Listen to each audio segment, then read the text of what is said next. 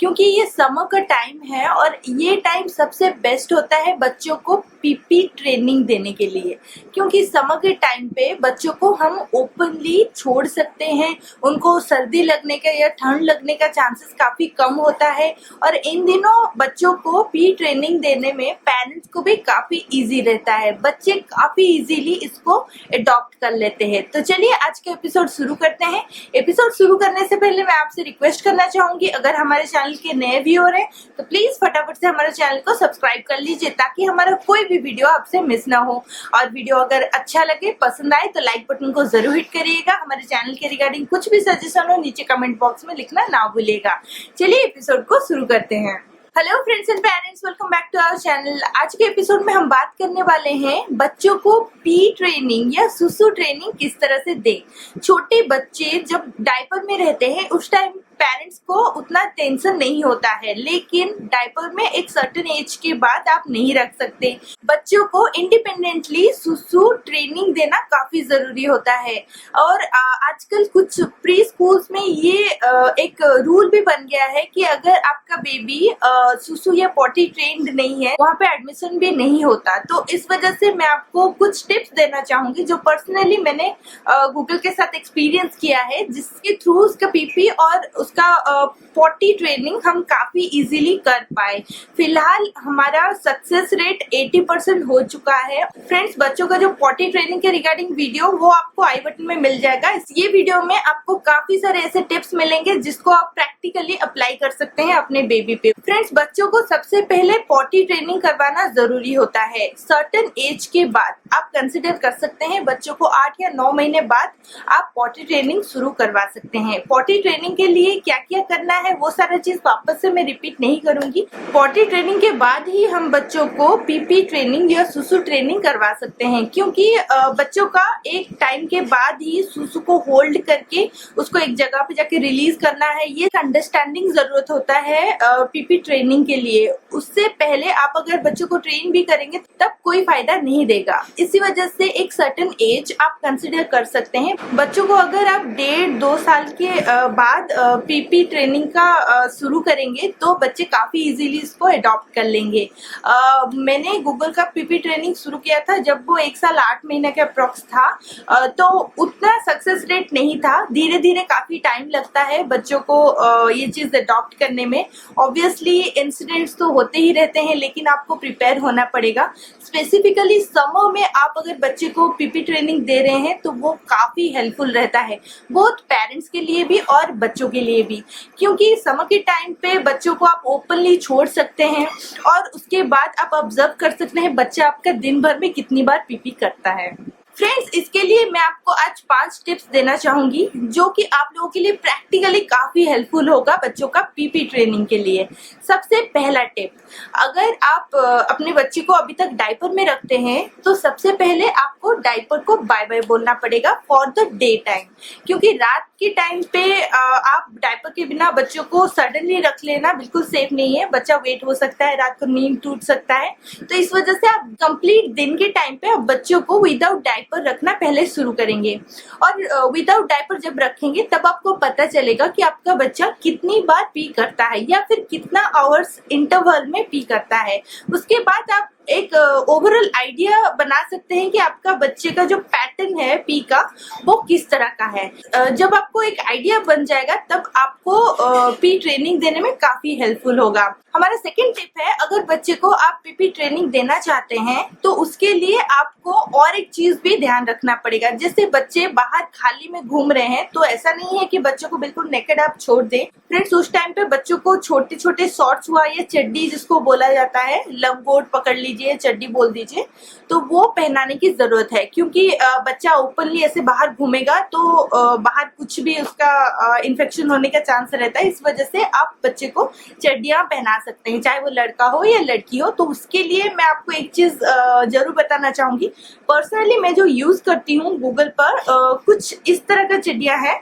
देखिए, ये pure cotton के हैं, स्ट्रेचेबल है फ्रेंड्स ये जब भीग जाते हैं तो काफी इजीली इसको आप साफ करके सुखा भी सकते हैं, और ये कॉटन का है इसलिए काफी इजीली सूख भी जाता है। ये मशीन वॉशेबल है, आपको टेंशन लेने वाली बिल्कुल बात नहीं है। जब आप पॉटी ट्रेनिंग दे रहे होते हैं तब भी ये काफी हेल्पफुल होता है। फ्रेंड्स ये मैं सेट में ली थी, 10 पीस का एक बार में लिया हुआ था, तो इसका अगर लिंक आपको चाहिए तो नीचे डिस्क्रिप्शन जरूर चेक करिएगा। ये काफी अफोर्डेबल प्राइस में अच्छा क्वालिटी का मुझे अमेजोन से मिला था, उसका लिंक मैं जरूर डिस्क्रिप्शन में डाल दूंगी। अगर आप लेना चाहें तो जरूर उस पे एक बार देख सकते हैं। फ्रेंड्स समर के टाइम पे बच्चों को ऐसे ही गर्मी होता है, उस टाइम पे अगर आप वार्म सी पहनाना चाहते हैं या वेस्ट में रखना चाहते हैं तब भी मैं आपको एक और चीज जरूर दिखाना चाहूंगी। ये है H&M का, आपको ये देखिए ये H&M का है। ये काफी अच्छा ब्रांड है और ये वॉन्सीज भी कॉटन के आते हैं, स्ट्रेचेबल होते हैं, बच्चे काफी कंफर्टेबल होते हैं। फ्रेंड्स इसको आप बाद में इनर की तरह भी यूज कर सकते हैं। ये वॉन्सीज काफी अच्छे होते हैं, इसमें वेस्ट और चड्डी दोनों का ही अटैच रहता है, तो ये काफी कंफर्टेबल रहते हैं। समर के टाइम पे बच्चों को आप पहना सकते हैं घर में। फ्रेंड्स ये मैं गूगल के लिए ली थी 1 साल पहले और स्टिल अभी तक वो पहन रहा है, क्योंकि बच्चों का हाइट के साथ भी आप थोड़ा सा एक प्लस साइज लेंगे तो बाद में काफी दिन तक वो यूज कर सकते हैं। ये जैसे कि वैसा ही है, इसका कपड़ा भी काफी सॉफ्ट है। डिस्क्रिप्शन में इसका लिंक भी आपको मिल जाएगा, आप चाहे तो ये भी एक बार चेक कर सकते हैं। स्पेसिफिकली समर में बच्चों के लिए इस तरह का लाइट क्लॉथ लेना काफी जरूरी होता है, क्योंकि सफोकेशन होता है और समर में बच्चों को जितना खुला खुला आप छोड़ेंगे उतना अच्छा रहता है। फ्रेंड्स हमारा थर्ड टिप है, बच्चों को जब आप पी करा रहे हैं, जब बच्चा आपका फ्रिक्वेंटली पी करेगा, बाहर करेगा, तो उसके लिए प्रिपेयर रहिए। घर गंदा होगा, आपको साफ करना पड़ेगा, हाइजीन का भी ख्याल रखना पड़ेगा। इसके बावजूद अगर आप थोड़ा सा केयरफुल रहेंगे, जैसे बच्चा आपका जिस टाइम पे पी कर रहा है उसके ऑलमोस्ट 1 आवर के बाद आप अगेन चेक करिए। अगर बच्चा नहीं किया है स्टिल आप जाके बाथरूम में थोड़ा सा साउंड जैसे यस इस तरह का साउंड निकाल के बच्चे को खड़ा कर दीजिए, जैसे कि उसको लगेगा कि ये मुझे पी करना है। धीरे धीरे आप ट्राई करते रहेंगे तो एक सर्टेन टाइम के बाद बच्चा धीरे धीरे समझने लगेगा कि ये सी मतलब मुझे पी करना है। आप ये किसी भी तरह से कर सकते हैं, आप पी कर सकते हैं या फिर कर सकते हैं या सुसु बोल सकते हैं, जिससे बच्चा ये समझ पाए। अगर आपका बच्चा बोलने लायक है, अच्छे से आपको समझा पा रहा है, तब आप इस तरह का वर्ड रखिए जो बच्चा इजीली आपको बोल सके, कन्वे कर सके कि उसको सुसु जाना है। फ्रेंड्स मैं अपना पर्सनल एक्सपीरियंस इसमें बताना चाहूंगी। गूगल के लिए मैं तरह का साउंड यूज करती थी। नॉर्मली बाथरूम ले जाके मैं टेप खोल देती थी, बाल्टी में टेप खोल देती थी, उसका जो साउंड आता था उसके बाद करने से वो इमीडिएटली सुसु कर देता था। मुझे ये काफी हेल्प किया। आप चाहे तो इस तरह का कुछ टेक्निक यूज कर सकते हैं। अपने बच्चे का हैबिट और वो कौन सी चीज को ज्यादा पसंद करता है, किस तरह से वो कंफर्टेबल है, ये एज ए पेरेंट आपको बेटर पता होगा। मैंने अपना एक्सपीरियंस आप लोग के साथ शेयर किया। अगर आपको ये पसंद आया और आप कुछ और ट्राई करते हैं तो उसको कमेंट बॉक्स में जरूर लिखिएगा, ताकि हमारी कम्युनिटी में सबको इससे हेल्प मिल सके। ये टिप काफी अच्छा कारगर होता है। बच्चों के केस में आप अगर इस तरह का साउंड निकालेंगे तो उनको समझने में काफी आसानी होता है। इस वजह से आप इस तरह का कुछ साउंड निकाल के बच्चों को पीपी ट्रेनिंग देना पहले शुरू कर सकते हैं। फ्रेंड्स हमारा फोर्थ टिप है, जब कभी भी आप बच्चे को पीपी ट्रेन दे रहे हैं तो सफिशिएंट उनको पानी पिलाइए। पानी पीना इसीलिए भी जरूरी होता है क्योंकि समर के टाइम पे बच्चे काफी फ्रिक्वेंटली पी करते हैं। अगर आप सफिशिएंट पानी उनको पिला रहे हैं उस टाइम पे डिहाइड्रेशन का भी बहुत ज्यादा रिस्क रहता है। इसी वजह से बच्चों को सफिशिएंट जूसेस या फिर पानी या फ्रूट्स पकड़ लीजिए, लिक्विड का जितना इंटेक ज्यादा रहेगा उतना अच्छा रहता है। और जब बच्चे को आप पी के लिए लेके जा रहे हैं, पकड़ लीजिए वो पी कर लिया तो वापस आने के बाद एक आदत डाल दीजिए उसको पानी पिलाने का। फ्रेंड्स गूगल का ये आदत मैं डलवा दी हूँ और मैं 80% सक्सेसफुल हूँ इस केस में कि जब वो पी करने जाता है और वापस आता है वो अपना सिपर खुद से उठा के पानी पी लेता है। अभी वो चीज उसका आदत हो गया है। तो आप इस तरह से कर सकते हैं जिससे कि बच्चे काफी कंफर्टेबली ये चीज सीख लें।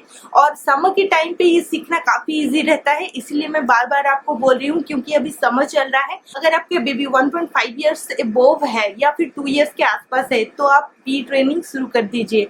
हो सकता है इस समर में पीपी ट्रेनिंग के लिए आपका बेबी एकदम परफेक्टली तैयार हो। आप अगर धीरे धीरे शुरू करेंगे तो काफी जल्दी आपका बच्चा पीपी ट्रेंड हो जाए। फ्रेंड्स, हमारा 5th टिप है, बच्चों को पीपी ट्रेनिंग देने से पहले आप एक चीज का जरूर ख्याल रखें।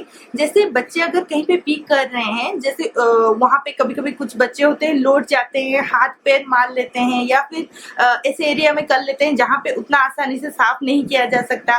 तो ये सारी चीजों को आपको ख्याल रखना है। बच्चा अगर कहीं पे पी कर रहा है और वो सही तरह से साफ नहीं हुआ तो हो सकता है नेक्स्ट मोमेंट में बच्चा वो हाथ में डाले या फिर मुंह में डाले, तो बिल्कुल भी वो हाइजीन नहीं होता है। इस वजह से समर में आपको इजी रहेगा, हर जगह साफ करने में आपको आसानी रहेगा।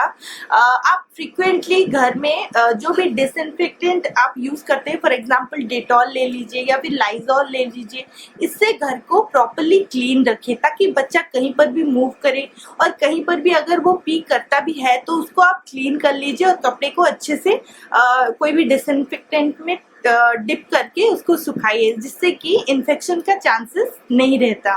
फ्रेंड्स, एज ए पेरेंट ये थोड़ा सा टफ रहता है क्योंकि बच्चों को पी ट्रेनिंग और पॉटी ट्रेनिंग देना काफी टफ टाइम होता है। और इन दिनों आप एक चीज का जरूर ख्याल रखिए, अगर आपके बच्चे का दांत आने का टाइम है, टीथिंग का टाइम है, या फिर बच्चे का तबीयत खराब है, तो हो सकता है यूरिन आपका येलोइश ज्यादा आए, तो उस टाइम पे थोड़ा केयरफुल रहिएगा। बच्चों को ज्यादा से ज्यादा लिक्विड दीजिएगा। बहुत टाइम पे होता है कि बच्चों का पुप भी सही तरह से नहीं होता, और जब आप बच्चे को पी ट्रेनिंग दे रहे हैं तो एट ए टाइम अगर कुछ और भी बच्चे क्रॉस कर रहे हैं कोई माइलस्टोन, तो उनका थोड़ा बहुत इरिटेट होना, रोना धोना, ये सब हो सकता है।